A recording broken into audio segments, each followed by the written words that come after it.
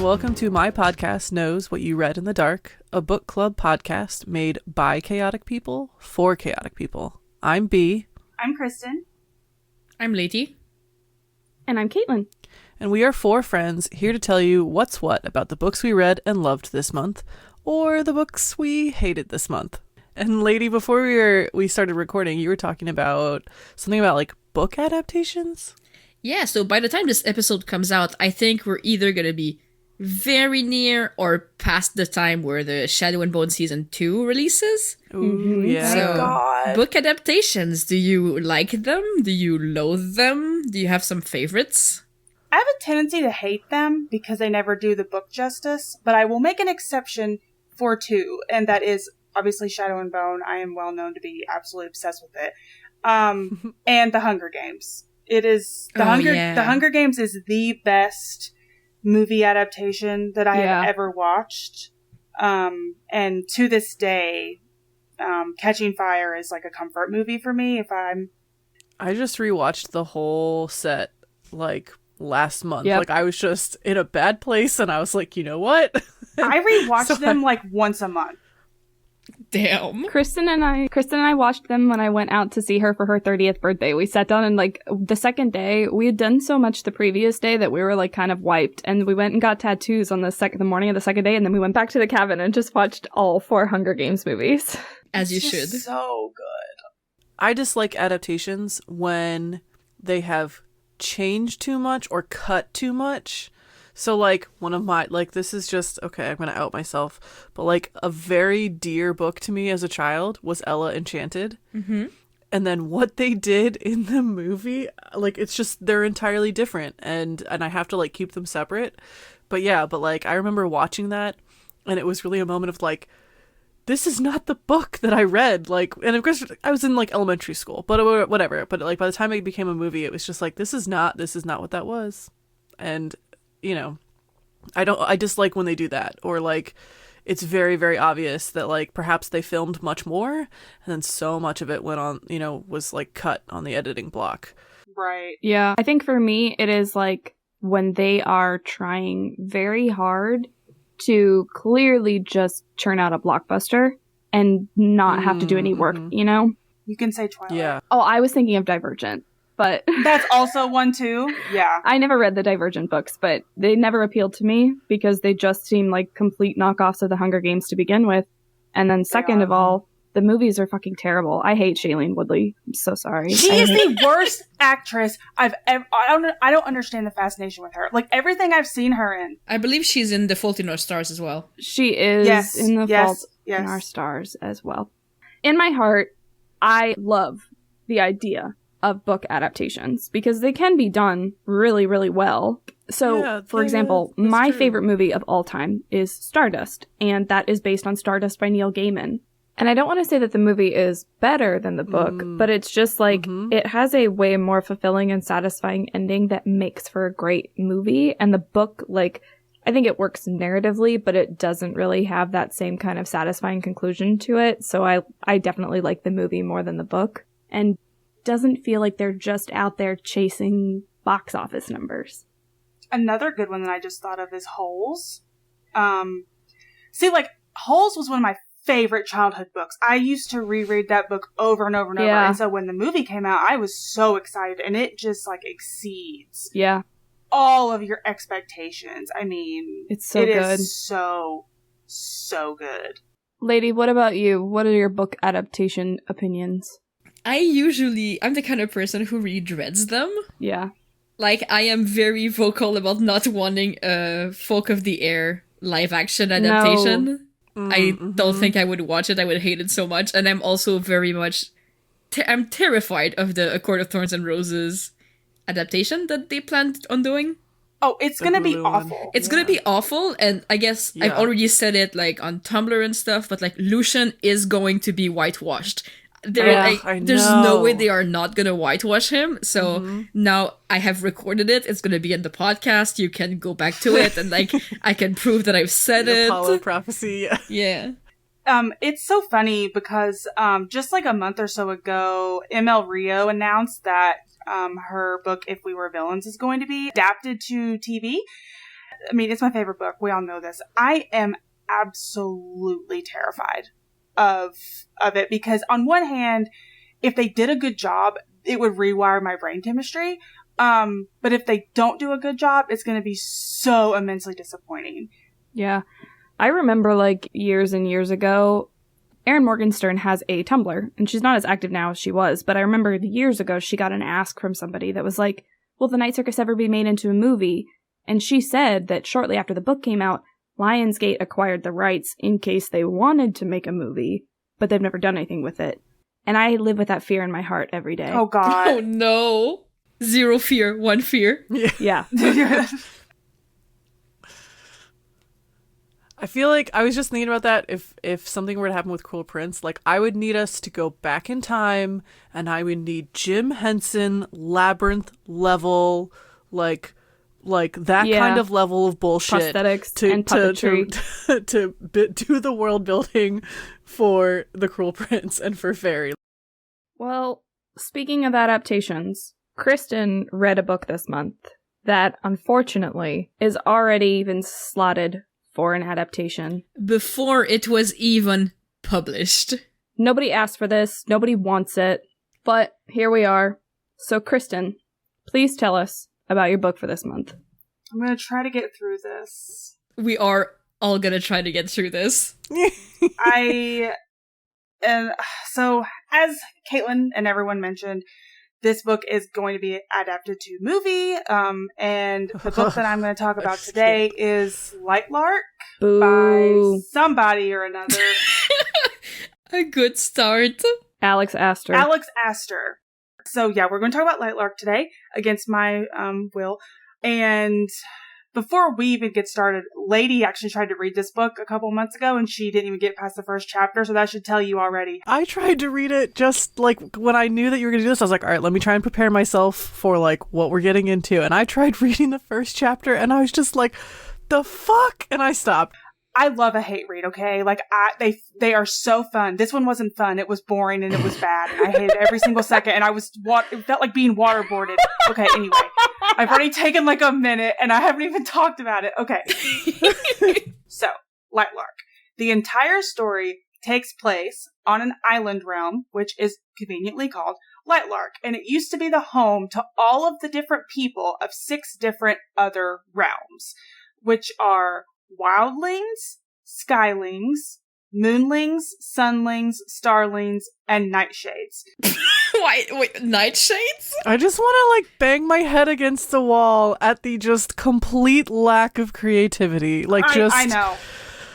Ugh. And let me just say, like, it makes it extremely difficult to remember which one is which when they all sound so similar. They all sound like they were picked by a 7-year-old. It's just cookie cutter. Exactly. And then you have the random nightshades, but whatever. Are they special for a reason? Are they the bad guys? It's a fun little fact that we're going to learn along the way. Excellent. Save it for later. I like how you're trying to gamify this so that we don't want to kill you by the end of it. Yeah, I know. Okay, so 500 years ago, a curse was placed on all of the people of Lightlark that limits their powers. In order to break it, they have to solve/fulfill a prophecy. The prophecy has 3 parts, but they're not quite sure what all 3 of those parts are. Like, they have the prophecy, but they haven't figured out what each part means. The only one that has been explained that's common knowledge is that one of the rulers of the 6 different realms has to die, which in turn will cause their realm to die. So, like, a realm can't exist without its ruler. The curses target the different people's strengths into their weaknesses, which I'll get into later on. Ugh. All you really need to know is that this entire world and plot reminded me of ACOTAR in the way that it's described.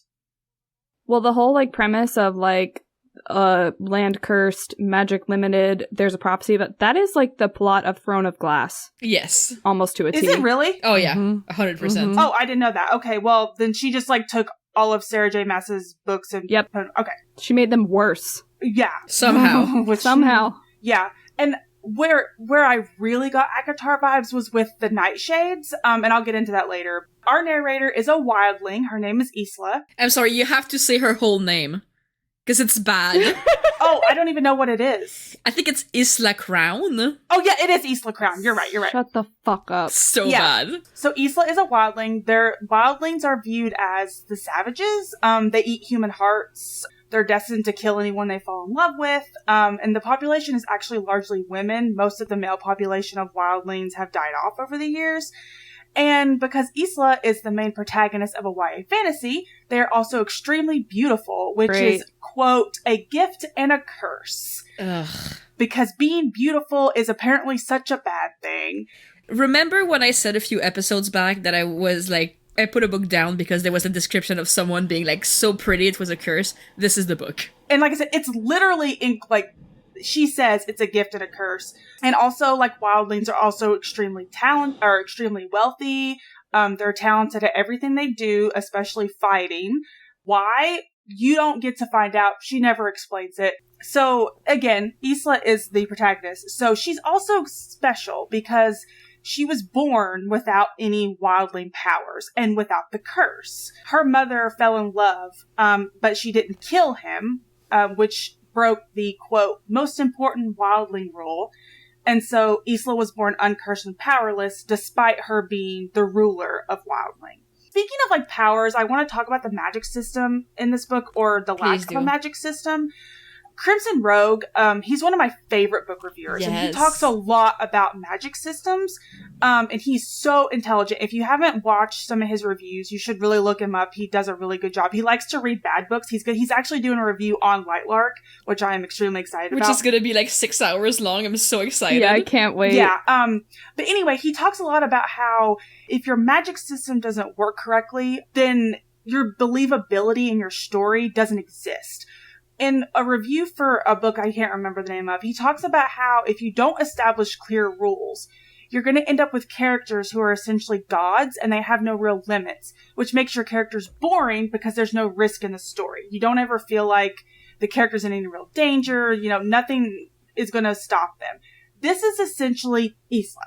Wildlings have control over nature and are fierce fighters, but there's no example of what control over nature means. Like, it makes sense that Isla doesn't do any magic because she doesn't have any powers, but she never explains what her powers would do or what they would control if she did have them. Or talk about anybody else using their powers around her. No, I mean, there's, like, examples of people using powers later on, but there's no limits on the powers. So, wait, the wildlings' powers is not that they're beautiful, they also have, like, another thing on top of it? Right, so, like, they're beautiful because they're supposed to draw in these people, like, to fall in love with them and kill them and eat their hearts. But it doesn't have anything to do with their control over nature.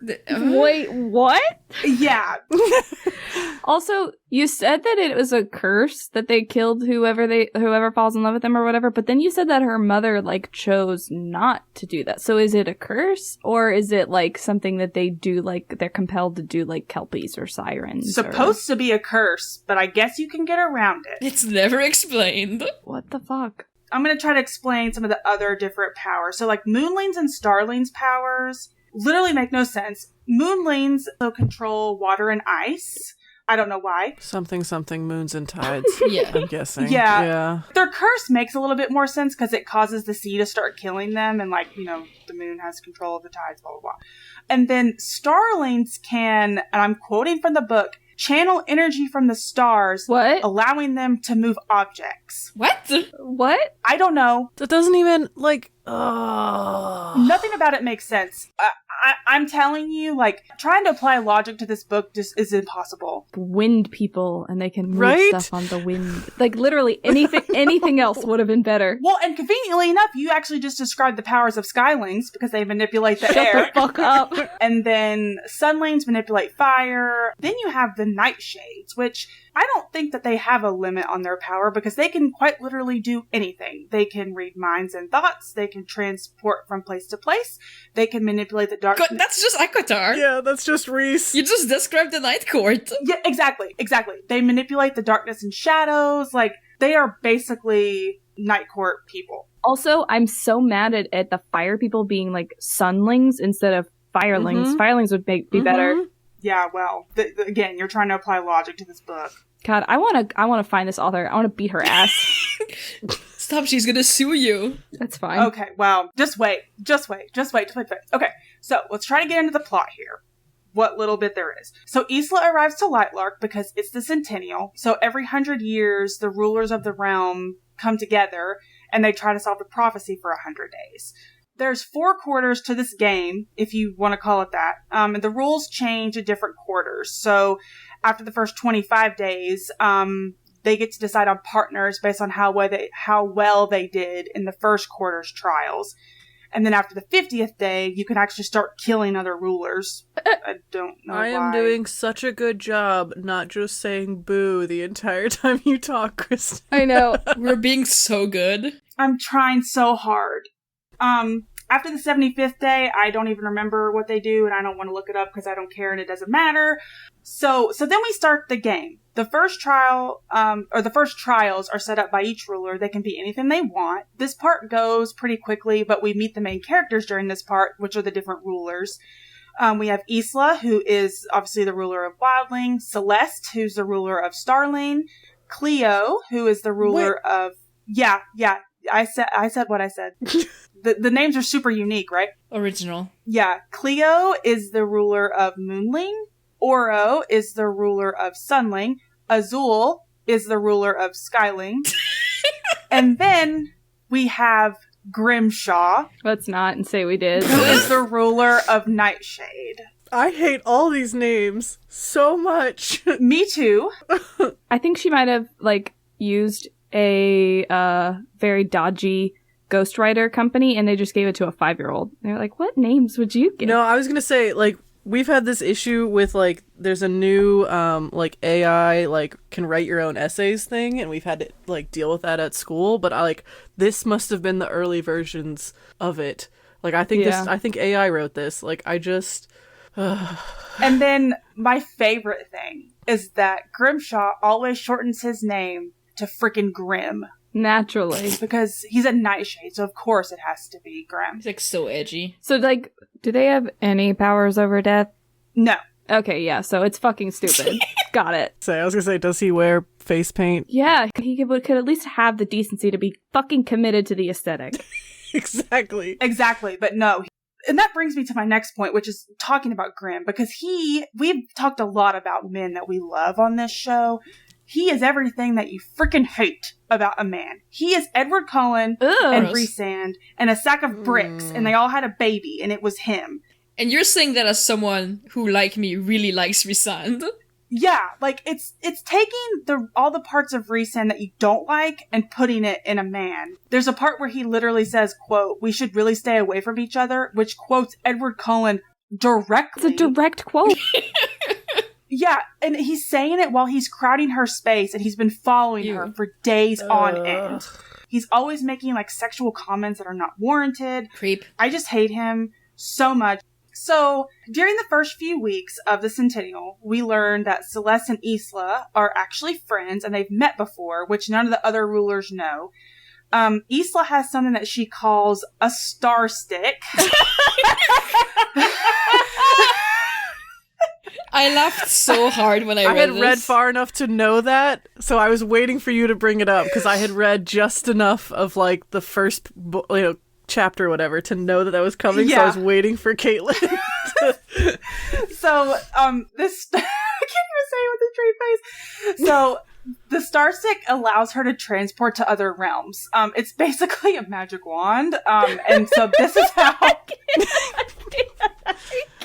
There's an awful, there is so many awful sex jokes about riding the stick or whatever. Yeah. I want to take a ride on your star stick.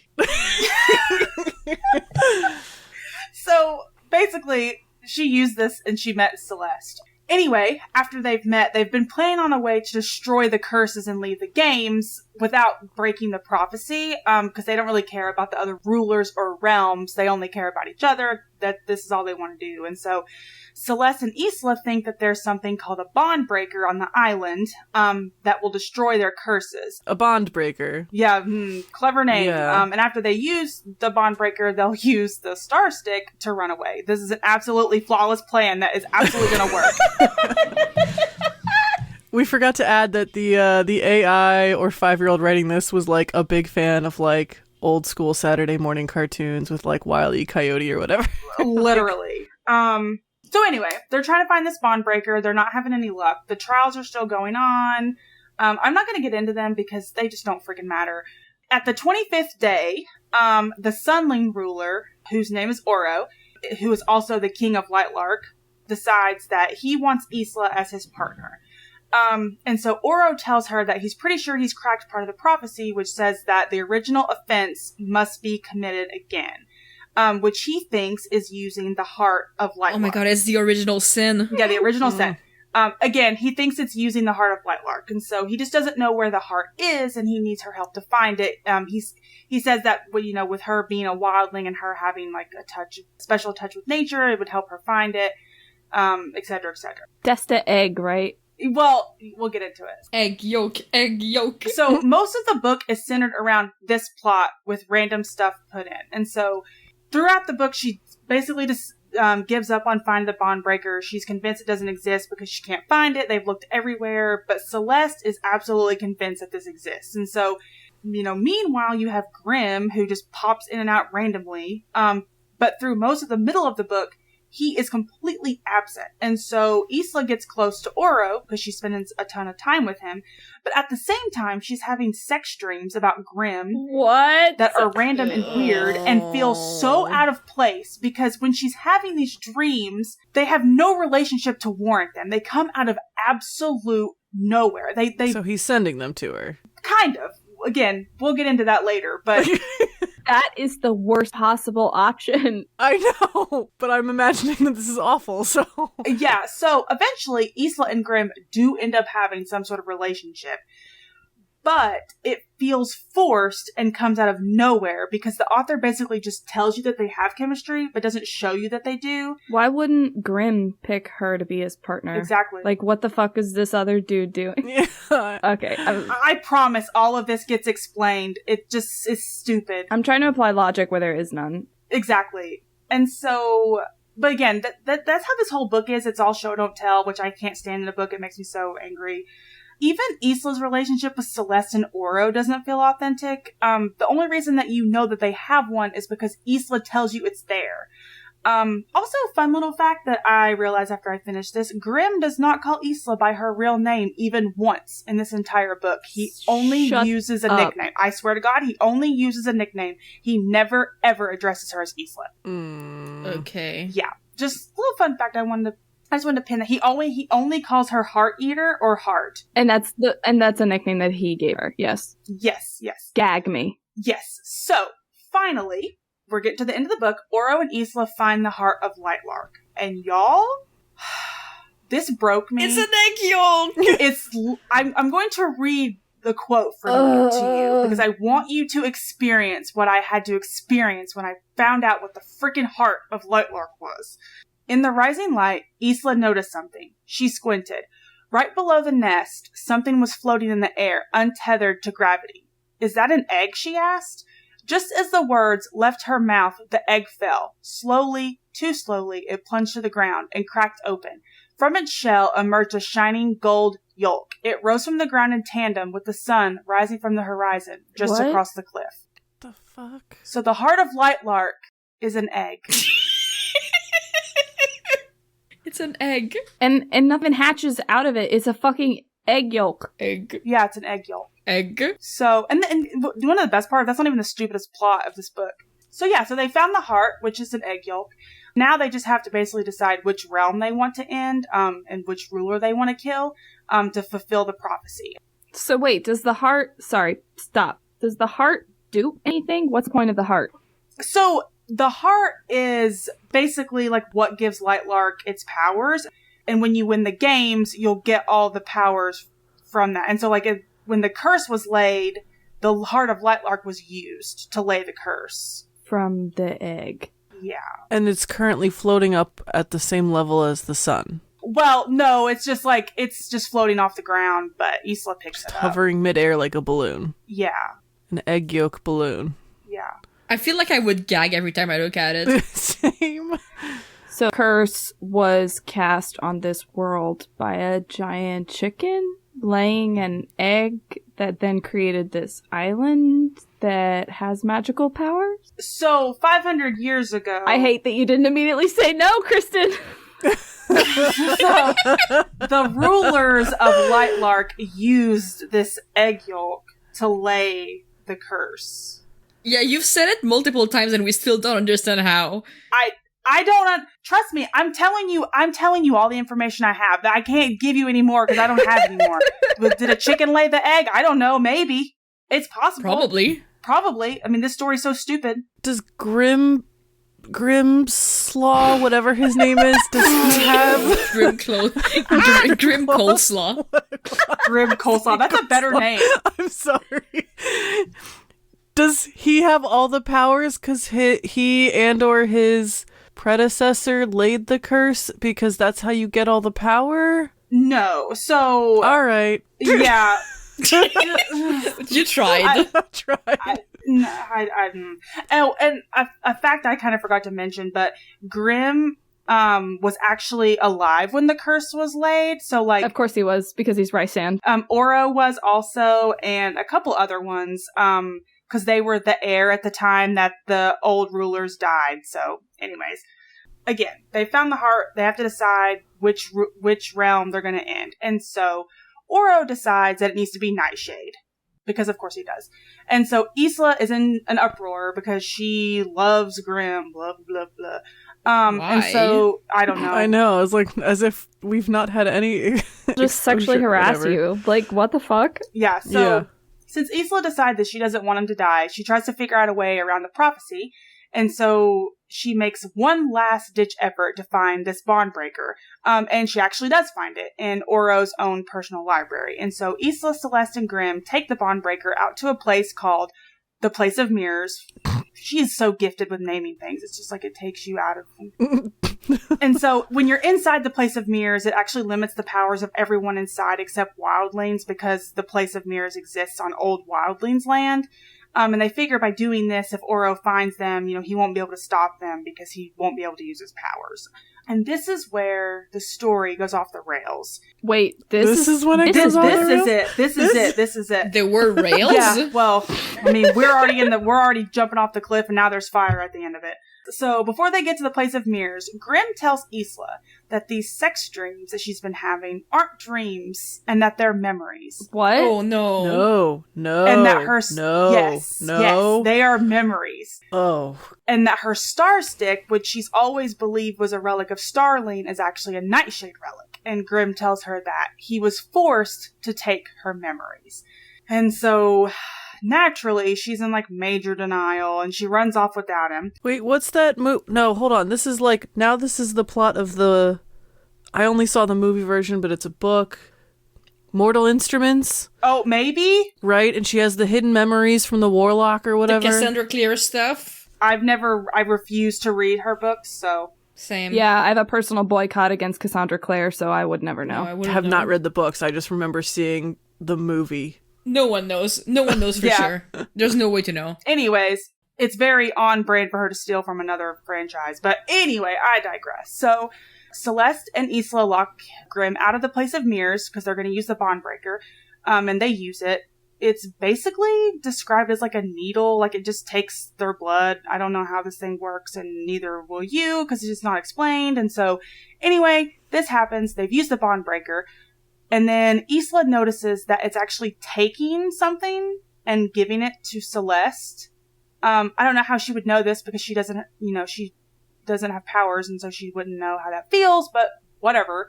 And then Celeste reveals that she has obtained the powers of all 6 realms from Isla using the bond breaker because it's actually a bond maker. Oh, surprise. So I can hear you asking, well, how has this happened? How is this possible? So, in the wonderful realm of Lightlark, if you fall in love, you share your powers with whoever you love, if it's returned. So, if you're a sunling and you love a wildling and they love you back, both of you are going to have powers from both realms. So, Isla, our perfect little Isla, has managed to get Grim and Oro to fall in love with her. And between the both of them, she would inherit the powers of all the realms, because Oro's the king of Lightlark and he has all of the powers except for Nightshade. And Grimm... Is this a fucking love triangle? Yeah. This is dumb. Love triangles died in 2012. Doesn't she have to love them both back? Well, apparently she does. Okay. Waka flocka, okay, Jim. I mean, we love some poly rap.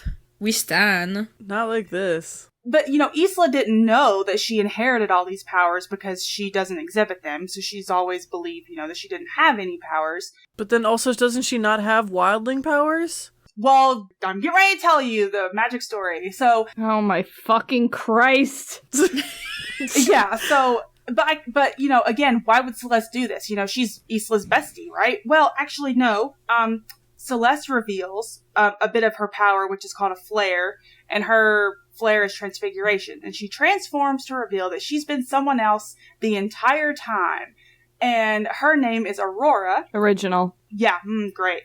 She was supposed to wed Oro's brother before the curses were laid. And then Oro's brother died that day because he was the current ruler of Sunling, or Lightlark, and he died the day the curse was cast. Oro reveals painstakingly that his brother had actually left Aurora at the altar for another woman. And so over the years, Aurora, Celeste, has been trying to get revenge over this act, and she wants all the powers of all the realms. And she's been trying to get Oro to fall in love with her over the years, but the issue is that he doesn't actually have all the powers. He has all of them except Nightshade. So she needed another way to get them all, and Aurora Celeste reveals that, many years ago, a Nightshade general used a relic to visit Wildling and ended up falling in love with a Wildling there. And they had a baby. And you probably already guessed it. Stop it. Stop it. Shut the fuck up. Wow, I'm so surprised. So Isla actually has Nightshade and Wildling abilities, but she just never knew. And so Celeste tells us that Nightshade powers will cloak other powers if you don't know how to resolve it. And so, of course, Isla didn't know this whole time. How convenient. Yeah, and so, by getting Isla to use this stupid bond maker thing, now that she's fallen in love with Oro, her plan has worked. Blah, blah, blah. Also very convenient to fall in love with him. Yeah, right? Mm-hmm, whatever. And, again, beings over 500 years old. And, how does the starstick? What the... The whole having your memory taken and accidentally falling in love with a relative, B is right. That's a Cassandra Clare plot point from the Mortal Instruments. 100%. Anyway, we find out that Grimm has been working with Aurora the entire time because she told him that the curse could only be broken if a Wildling ruler fell in love with a Sunling ruler. Because they believe that this is the original offense that needs to be committed again rather than using the heart of Lightlark, which is why he took her memories, because he thought that she needed to fall in love with Oro, and by taking his memories of them being in love from before, it would allow her to do so. Isla finally figures out that the original offense that must be committed again is killing your best friend in cold blood. This revelation comes out of freaking nowhere and is never explained well, but apparently Aurora's ancestor had killed Isla's back when the curses were laid, and so that was the original offense. So Isla kills Celeste, her best friend, and then it causes her realm to die, which, in case you forgot, is Starling, but how could you forget her name? Thanks, I did forget. Yeah, right. Celeste and Aurora are the most unoriginal names, the Starlings. Yes, for stars. Right, yeah. so it's how can I forget? Anyway, she kills her best friend, the prophecy is fulfilled because all 3 parts are done, and there are no more curses. Hip hip hooray, who freaking cares? Isla realizes that she loves Oro, which means Grimm is obviously pissed because they have history and he's in love with her. So he runs off to mope in a tree somewhere. Isla and Oro live happily ever after. Is he not her dad? Yeah, I'm confused. I thought he was her dad. I think he's her cousin, kind of. Gross. I don't know. Cassandra Clare. Yeah. Isla and Oro live happily ever after, but there's another book, so I'm sure Grimm's going to come back. There's another one? Yeah, there's at least one it's more. A series, this was an right? elaborate smash or pass, wasn't it? I'm going to say pass. When I tell you, I know that I have went so over my time, but I just have to tell you, trying to write notes on this book was so difficult because the plot is so confusing and convoluted and I could have written 5 more pages and it would still be confusing because all of it comes out of nowhere. You know, this whole Aurora subplot where she's actually like a burned lover from the past was mentioned once. When she came back and they said who she was, I didn't even know who she was. I was like, who's Aurora? Because she was mentioned one time. Who is she trying to get revenge on? Like, she's trying to get revenge on the world, but also Oro, because his brother left her at the altar, so she's pissed about it. What the fuck does that have to do with him? But like when you were talking about, doesn't Oro know that it's Aurora and not Celeste? No, he does not know because she's been cloaked this entire time. Like I didn't explain this as good as I probably should have, but every Centennial, like she... Please do not. I don't think it's you, babe. Discount your own abilities. No, I don't think you could have explained it better. It is mentioned, and I just didn't put it in here, but every Centennial, like, you know, Aurora's been around since the curses were laid. So, like, every Centennial, when she's trying to make Oro fall in love with her, you know, she transfigures her face to be someone new. It doesn't matter, because we're just not smart enough to understand. We're so proud of you. Yeah. I'm so proud that you made it through that. I mean, we all know, you know, I'm not shy. I will DNF a book. I wanted to put this book down so many times. The only reason I did put it down was because I wanted to roast it so badly on a public platform. You had already promised us that you were going to do it for the podcast. Yeah. And I would have been so disappointed if you had changed because I wanted to know everything about this book. I have to ask you, did it go where you thought it was going to go? No. Like, was it dumber than you thought? Yeah. Okay. It's very dumb. Like, the author took the worst possible tropes they could think of and just, like, shoved them all in one book. And literally, the worst parts of very famous, like, and just shoved them into her book. She literally took shit from Throne of Glass, ACOTAR, and, as far as I can tell, The Hunger Games, Mortal Instruments. There's probably more. I want to read it now so that I can go through and find all the other books. Just for the references, all the other books. And, like, the thing that I am stuck on and the thing that I cannot get over since I heard about it on TikTok is the fucking egg. Why is the egg? Why it egg? Why it egg? Well, and, like, the funniest part is, like, everyone makes fun of it because she always says the sun looks like a yolk. And so, like, she mentions it, like, 5 times. And then whenever the reveal happens that the heart is an egg, she's like, well, no wonder I thought the sun looked like an egg, because it is one. And I was just like, this is the dumbest. Never once have I thought the sun looked like an egg. Yeah, me neither. It's because you don't live in Lightlark. Yeah. Okay? You don't understand. We're just too stupid to understand the art. It's egg. I wish that you could have seen my face when I read that the freaking heart of this stupid realm was an egg yolk. I need to know how much I need to send you. How much do I need to Venmo you to, like, repay for the Kindle you threw at the wall? I need so much therapy. After this book. Anyway, that's Lightlark. If you read this book and like it, I hate you and I don't care. This was the worst thing I've ever read in my entire life. And I've read some really bad books. This is worse than A Ruin of Roses. This makes A Ruin of Roses look like if we were villains. I'm just gonna say it. Ugh. Yeah. A Ruin of Roses, like, I had fun the whole time. Yeah. And, like, A Ruin of Roses, like, the plot is not convoluted. Like, it is clearly straightforward what she's trying to do. Like, points A, B, and C are happening sequentially. I understand where she's going with that. Even if it sucks, even if the writing is bad, even if they don't have sex in the book. Like, I understand where she's going. And funny, because it was terrible. This just would make me so mad because she's just clearly A, plagiarized, and B, she's writing, like, the worst parts of all these beloved characters of people, and also writing lazily, and she comes from enormous privilege. So she has the nerve to talk about the hardships of writing while coming from a place of enormous privilege and then churning out dog shit the novel. Scrolling through her TikTok is just like flexing after flexing after flexing. Like, oh, I've been rejected by 100 publishers and now suddenly, like, I have a movie deal. So, like, never stop following your dream. But, like, girl, you're rich. Like, shut up. Girl, you sit at Starbucks all day long and write and do nothing else. Like, I know you have money. Like, use that money to go buy a thesaurus because she writes the adverb meanly over 20 times in this book. No. Oh my god, 20 times. Like, at one point, like, I wrote in my Kindle, I'm like, if you use meanly one more time, I'm going to explode. Like, yeah. There's a reason that you were denied by like 100 publishers. Yeah. Like, it's not really a flex. No. It's not. It's not the flex you think it is. It's not. So yeah, so that was Lightlark. I am so glad to be done with this because I don't ever want to think about this book ever again in my entire life. Thank you for your service. I thank you for your service, but I'd like to hear about something with a little bit more of a brainstem attached to it. So B, do you want to tell us about your book? Please. Sure. When this episode airs, it's actually going to be right before St. Patrick's Day, and I know I've mentioned it in a couple of other episodes, but I am like fucking Irish. And so I always knowing this is going to be filmed in March, or not filmed, recorded and posted in March, I wanted to just flood my my portion with a lot of Irish stuff. So I have some riddles. They are terrible and silly.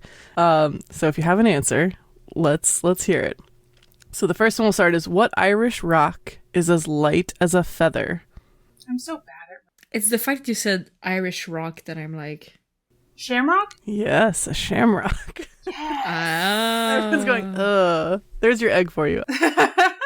This is one I feel like is really common, but like, what has eyes but can never see? A potato. A potato, nice. Oh, a potato, yeah. Oh, that was the real one. I'm also Irish, so... I was thinking of like storms.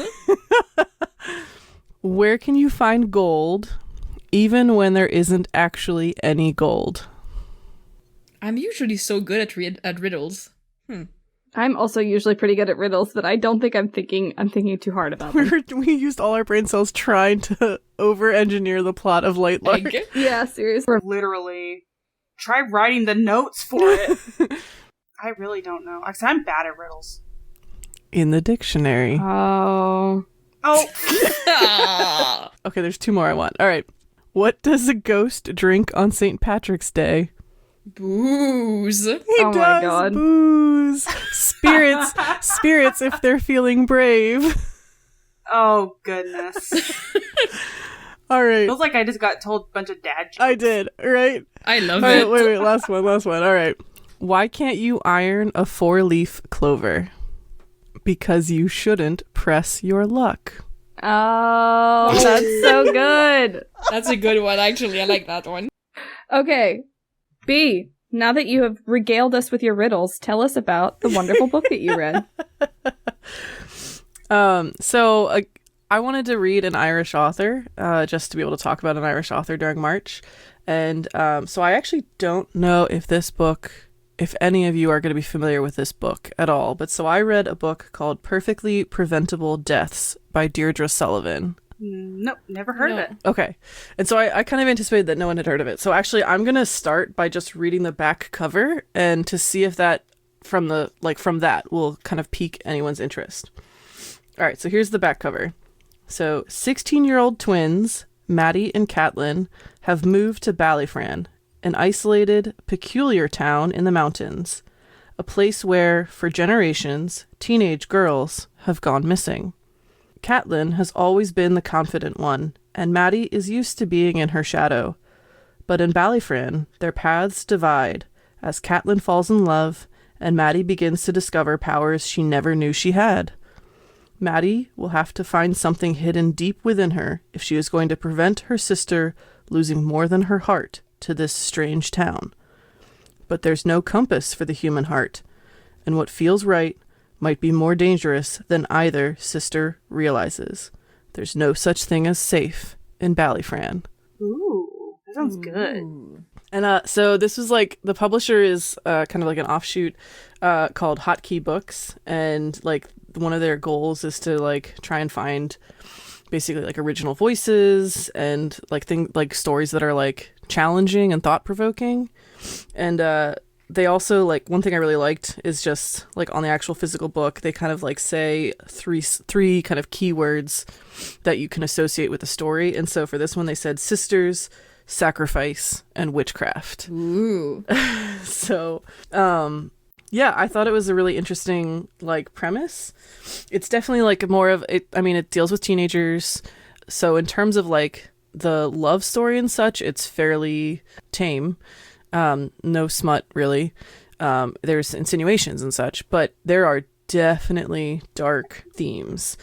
Okay, so I'll just kind of get into it a little bit, and I'll try not to be too spoilery, just in case anyone wants to read it. But so the cover does insinuate quite a bit to the story, and at least in my opinion, I wasn't surprised by the turns, and especially like by the bad guy reveal. That being said, it was laid out well, and I still wanted to keep reading to see just how sinister the turns in the book ended up being. And even with finishing this book, and even with accurately guessing at the plot points and the mysteries, I still have questions, and I want to read this next book. There's a second book to this called Precious Catastrophe, which also seems to change point of view a little bit. Ooh. So in this Perfectly Preventable Deaths, the first book, Maddie is the main character, and everything is from her point of view. So even just from the get-go, I mean, we've experienced this from many of the books we've read, but like a 16-year-old main character point of view, no matter what, is going to be an unreliable narrator. Yes. All right, so Maddie, she's the quiet twin who doesn't shine like the kind of effervescent Catelyn. Their mom is widowed before the book starts and has remarried, and as a result, they move to this imaginary town near Galway, and they move there from Cork. So basically, they're going from Southern Ireland to Western Ireland, and it's a big cultural shift. And so to just kind of give some context for that, there's definitely, even though Ireland's fairly small, especially compared to like the United States and Canada, but there's some regional differences. And so the South overall tends to have especially a lot more global culture influence in general. So you'll see like multinational like companies and stuff there, like Starbucks or whatever. You'll see those kind of chains. But like Western Ireland, where they go, right, the province of Connacht, like there's a lot of farming, rural towns. There's only really one big town in the whole western part of Ireland, and that's Galway. And so there's a lot more traditional culture. There's a lot less development, especially in terms of economics. And so for me, like being super Irish, like I have family in Western Ireland. They're from County Sligo and County Roscommon. And like I literally have family that I have met in Ireland that still cut peat for a living and like use it to heat their home and sell it. And so there's just a lot of like, there's not a lot of economic development. So when you think about like the town they're moving to, it's a made up town, but like what the description here is pretty apt for a lot of like rural spaces here. But it's a super tiny town. It's called Ballyfran. And like the town school has like 30 kids. Like that's how small it is. It's super small town. Anyway, so early in the book, they've just moved. I'll talk a little bit about the house a little bit later, but like, so they've just moved, and they're two 16-year-olds, so they need to go to school. So they're waiting at the bus stop, and there's this like slightly older man like hanging out. He seems to be like maybe like a college kid or something, but he's like hanging it out at the bus stop while they're waiting for like the school bus. What was that TikTok someone posted in our Discord chat of like red flags in reading? And Kristen, you reminded me of this with Lightlark, with like these 500-year-old beings, but like this older dude, and just especially hanging out at the bus stop, I was just like, ugh, yeah, creep, like creep. Predatory vibes. Yes, predatory vibes. Yeah, that's red flag city. And again, like we're adults reading this and just going, ugh. But so Catelyn, right, used to the popularity, used to the attention, really struggling to adjust to the small town vibes, like she goes for it, right? She thinks he's like dark and mysterious and cool and older. PSA to any teenage girl: the older guy that's into you is a creep. Yeah. Yup. He is an incel. Stay away. Yes. But so she goes for it, right? And so they get involved. And so part of this story is that story arc, again told from Maddie's point of view, but just of Catelyn getting involved with this older man character who like he like runs the youth club, he like has a job at the local bar, but like total predatory vibes, like just ugh. Yeah, he runs the youth club. Yes. And like I'll get to this a little bit later too, but like and all the other kids, there's like probably like 8 other kids that are kind of their age, and they just kind of accept it, but also like they clearly keep their distance. And so part of me is like, to the formerly popular girl, like, Catelyn, like, come on, how do you not notice that like all the other kids are kind of like, yeah, he's there, but like we don't get involved. But so she does. And so one of the like darker themes here is that it is like, when you read it, especially if you have any experience in terms of like knowing it personally or seeing it, like there is definitely a theme of young, impressionable girl with an older man and the very much abusive relationship that develops out of that. And that's tough to read. Like, it was tough to read. And especially because you're coming from Maddie's point of view, and this is her twin sister, and she's watching this happen, and she really feels in a lot of ways powerless to convince her sister not to get involved, powerless to like, how does she bring adults into this without totally, like ruining relationships. In some ways, like, it's a very realistic of like when you're watching it happen, and how do you like take care of the people you love when they're clearly so tied into this relationship. Yeah, it's a thing that I've kind of in my own life with like my nieces and nephews who are like, there's a huge age gap in my family between me and my sisters, so I'm closer in age with them, my nieces and nephews, than I am with my sisters. And like, my sisters have asked me before of like, can you find out XYZ and tell me? And there are certain things where I'm like, yeah, sure, I'll ask them. But other things, it's like, no, I'm not going to betray that trust, because then when push comes to shove and they really need someone, they're not going to come to me because I have betrayed that trust in a way that they can't forgive. Mm-hmm. It's that risk of putting someone in danger, or are they really in danger? Can you get them out? Or are you just going to push them further into danger because they don't trust you anymore? Yeah. And without getting too much into it, like, that tension is definitely in this book, and both aspects of what you've mentioned are brought up in the context of this character arc. And it's tough. Like, it's really tough because you right, reader, from Maddie's point of view, you see this happening and you're just watching this power dynamic between a 16-year-old girl and this guy, and you see the controlling, you see it, you see the comments he makes and how those aspects like control and manipulate Catelyn, and you're just like, oh no, don't fall for it. I just wanted to, like, in terms of if that's a point, like, I guess like a content warning, like that definitely comes up. And this is like maybe one point that I was kind of like, I struggled with in terms of potential plot choices in the book. But so the twins' mom, she's widowed, she's just remarried, but like, she's not really present in the book. She seems like, when she does come up in the plot, she seems out of her element and like kind of disengaged. It's really hard to pin down. So like in Cork, right, in Southern Ireland, like, she was a teacher. When she moves to this new place with the new husband, like, he's wealthy enough that she doesn't have to work, and so she doesn't, other than her potentially exploring this very large house, which is actually a castle. I'll come back to that. Like, what, you don't know what she does all day. So then part of me is kind of like, especially me being a parent, I was like, and especially me being a high school teacher, I'm like, where's mom in terms of like checking in with kids? Like, what is happening? And because she doesn't really check in until it's too late. Part of me is kind of like, and I know it has to happen that way in terms of the plot, and part of it is as well is like, we have unreliable narrators.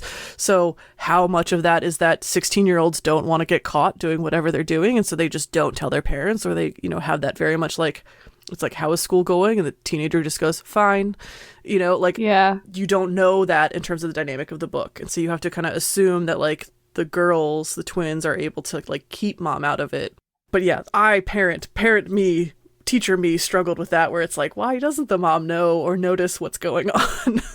I'm not even going to talk about the predatory guy, but he's a main side character, but there's 2 other big side characters. There's Brian, who's the new stepdad, and it's like an auntie cousin role, but like some distant cousin who's like aunt level age. She's called Ma'am. So Brian, like, he's like a head, kind of like mini lord, head honcho kind of figure in this town. Like, he lives in a castle. His father lived in this castle and like was very much like the lord of the land kind of way. So like, there's obviously a lot of respect from this tiny little town for Brian and his family, and he assumes that will translate into like protecting his new family, right, his new wife and stepdaughters. But there's just this element of like mystery to this town, and that includes Brian, where like you don't really know what his dad did, and we really don't really know what Brian does. Like, he's often on business trips and like is clearly very wealthy, but like also there's something shady, shisty going on with him, and some of that's revealed in the book, but also some of it's not, and I'm curious what comes up in the second book. But yeah, there's something dark. It seems to be something in terms of like dark magic, and that his father was like a big practitioner of it. It's just like, I don't know what's going on there. And like every time we talk to Brian, he's like cagey about it. Like there's clearly stuff he's not revealing. Ma'am, this older like auntie relative kind of thing. So she moves basically into the castle, but not really like in the castle, but she moves to like the estate when Brian's father died. But she's definitely like the old witchy wise woman. And people from the town and from the region like come to her for secret help, and she knows a lot about plants and their uses. She has a raven familiar, like clearly fitting the like the like wise woman witchy like trope. She's a side character, and like she's kind of in and out, and a lot of that's because Maddie can't really tell what her deal is. But clearly Maddie has an interest in her in some way, and then also clearly like Ma'am notices Maddie, and their relationship and like interactions come to a full arc by the end of the story as Maddie comes into her own magic. And much of Maddie starting to notice that like what is magic, like what she has is magic, like that's because of Ma'am. So the things I really like when we talk about magic systems and such, like what's interesting about this is how much of the magic that's mentioned is tied to like all of these old traditions and old ways. And so there's a couple of things that I found really, really interesting with how this book was written. So like Maddie, for example, has magic, but she doesn't know she has magic. And so from her narration, especially before she knows that it's magic, it comes off as like OCD. Are you sure that it's not just cloaked because she actually has the powers of 2 realms? I'm pretty sure. There is reference to potentially Maddie's father being a magic practitioner, and there's like some clouded memories she has about his death. Suspicious. I found it interesting in the sense, like basically before she realizes it's magic, she basically gets this feeling of dread that builds, and she offsets it by collecting certain things. One of the things she collects, for example, is like she keeps salt in her pocket. Like she'll like collect salt packets. Ooh. And like keep a salt packet in her pocket. One of the things that like offsets her dread, and this is why it felt like OCD, was like the really like the buildup of dread part of like obsession compulsion is that like she feels like if she doesn't do these things, something bad will happen. That it'll happen. So when she's like super feeling nervous and stuff, she'll like hold the salt packet, or even she'll have like a little pile of salt in her pocket, and she'll like hold the grains in her hand. And I just find that interesting when you think of like sometimes like salt in terms of like dulling magic or something like that. But anyway, so yeah, there's something like Maddie's doing these things. There's such a weird vibe about the town, and again, as Maddie learns more about the town and grows into her and learns more about her magic and grows into it, and as Catelyn gets so deeply invested into her relationship, and as they live in this town longer, like more and more reveals itself. And there's just such an interesting element of like the people that are the townsfolk and how they have different, like everyone's got some sort of supernatural or tie to the supernatural in their own way. I love a creepy town story, like a weird little rural town. Exactly. So this is me trying to sell it a little bit without revealing too much. It's got the dark, kind of creepy vibe. Like there are totally creepy things that come up and you're like, ooh, whoa. This book, it's reminding me of The Near Witch by V.E. Schwab. Yeah, okay, that's what I was thinking of. Yeah, it definitely has the same vibe. Yeah, if you like The Near Witch, like I think you'd like this too. And that's why I wanted to kind of like bring it up, because I think you'd like reading it. It sounds super interesting. Yeah, it does. Yeah. I really like Catelyn is like boy obsessed, and Maddie isn't. And so there's actually a passage at the beginning, but we're running out of time, but where like Maddie describes her own, like she describes that everyone has different feelings about sexuality, and like I swore this was like in the first or second chapter of the book that I was like, oh my god, is Maddie gonna be Ace? Like give me a little Ace baby witch. She's not, But like, at least in this, she discovers like, oh, I am not heterosexual. And so there's a moment of like, there's a storyline to that in the book. And again, like, it's cool because you're just like, hey, thank you for like a teenager going through this. And it's not this terrible dramatic thing. It's also just her being like, oh my gosh, like I'm trying to figure shit out. You don't have to watch them go on some kind of traumatic journey to figure this shit out. No, yeah. And so that, I liked that. Yeah, I always hate like traditional like coming of age stories where this happens because like that's not everyone's experience and it does get old to read. Sometimes I just want it to be presented as like a normal thing that doesn't like completely upend your world. Like, I mean, it does, but like not in a bad way, you know? Yeah. Well, especially because like a lot of the time, you know, you as a queer person, even if you've gone through that trauma yourself, you don't necessarily want to read that all the time. You know, sometimes you don't want to relive it. Yeah, sometimes you want the escapism of like getting to see somebody have it work out for them the right way, you know, the way that it should be, and getting to enjoy that experience instead of it being a traumatic thing for them.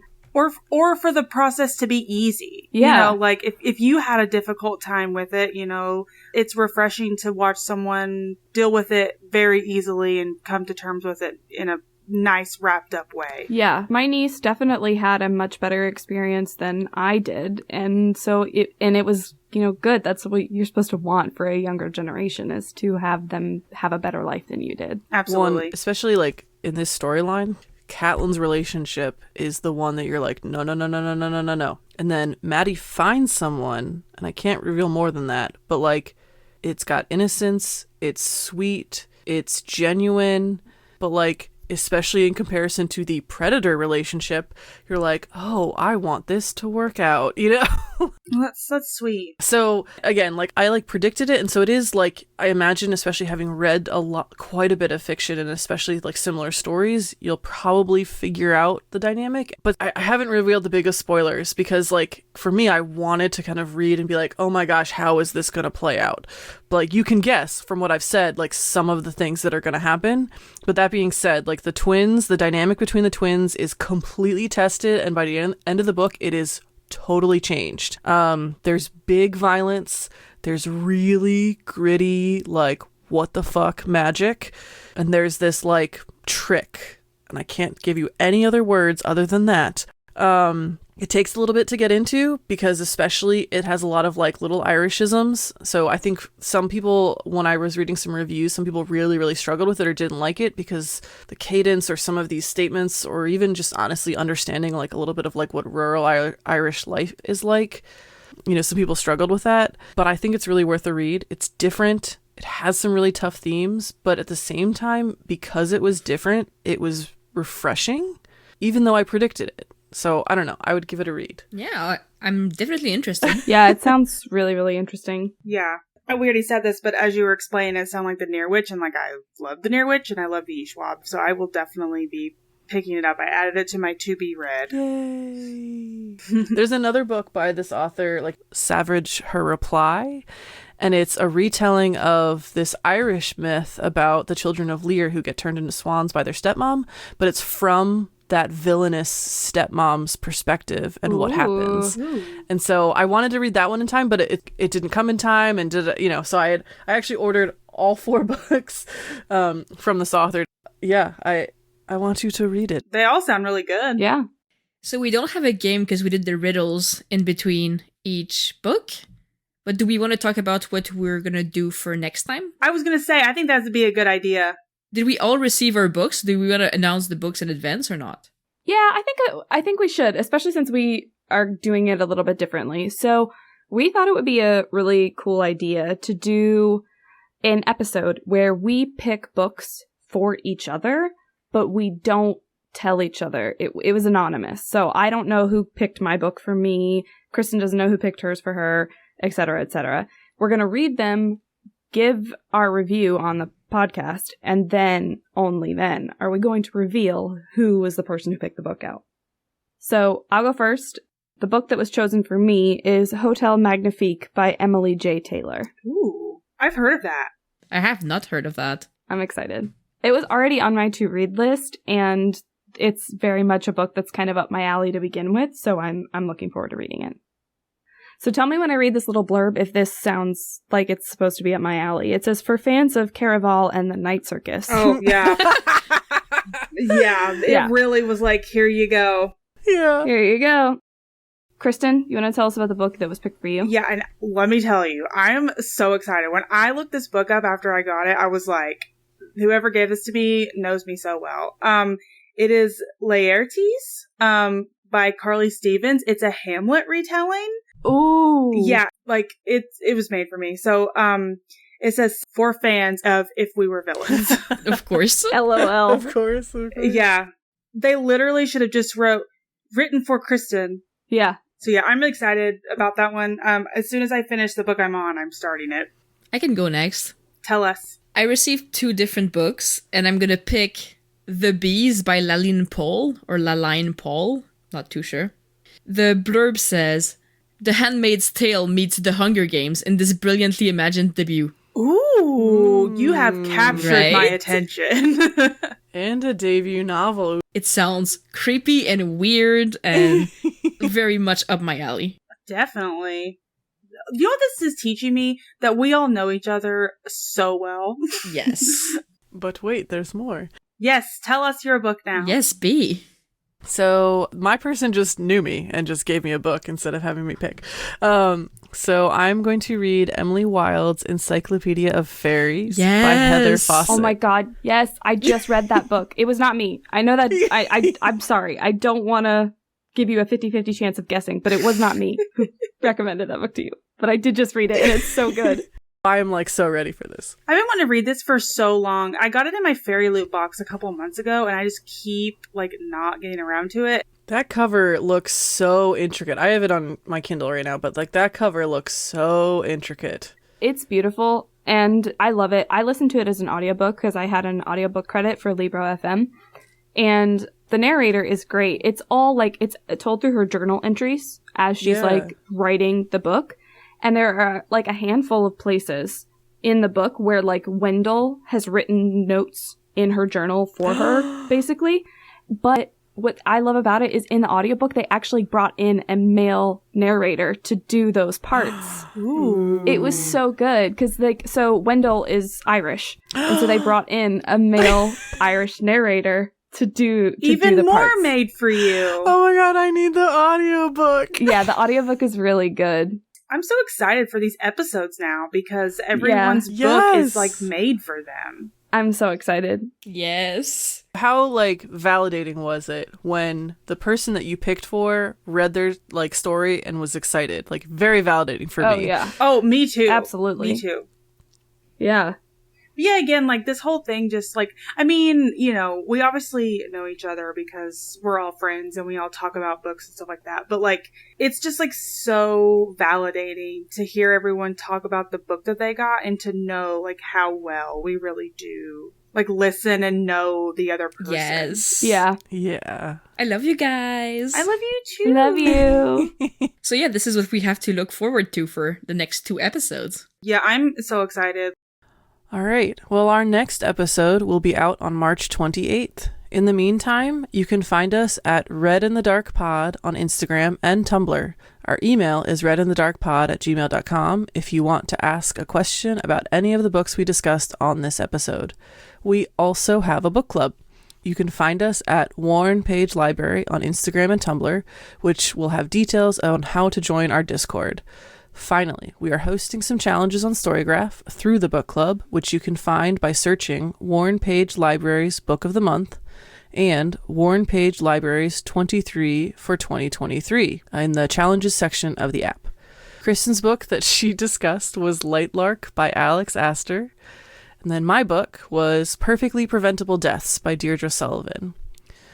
Some other books that we mentioned in our episode were Shadow and Bone by Leigh Bardugo, Stardust by Neil Gaiman, The Hunger Games by Suzanne Collins, Holes by Louis Sachar, Ella Enchanted by Gail Carson Levine, If We Were Villains by M.L. Rio, The Folk of the Air by Holly Black, Divergent by Veronica Roth, A Court of Thorns and Roses by Sarah J. Maas, The Throne of Glass series by Sarah J. Maas, The Mortal Instruments by Cassandra Clare, Twilight by Stephanie Meyer, The Near Witch by V.E. Schwab, and Savage Her Reply by Deirdre Sullivan.